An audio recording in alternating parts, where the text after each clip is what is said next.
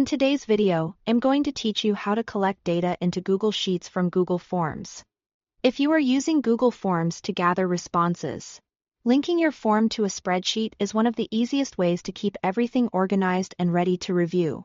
It allows every new submission to flow directly into Google Sheets automatically, which is especially helpful if you want to sort responses, filter them, or analyze them later.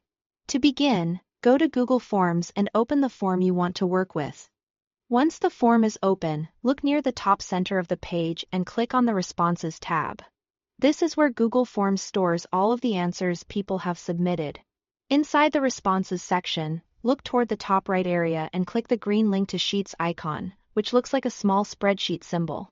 This is the quickest way to connect your form to a Google Sheet. If you prefer, here is another way to reach the same option.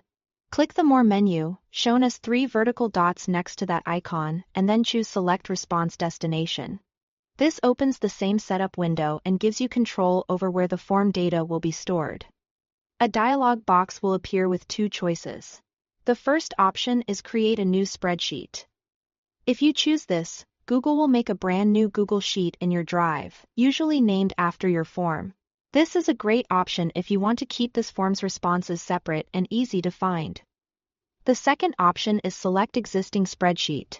This lets you connect the form to a spreadsheet you already own.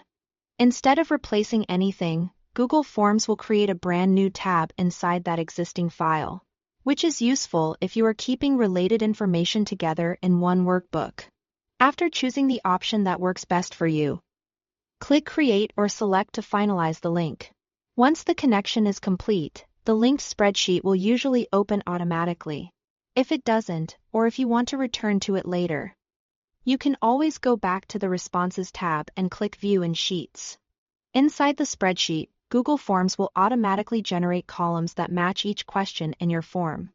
It also adds a timestamp column, which records exactly when each response was submitted.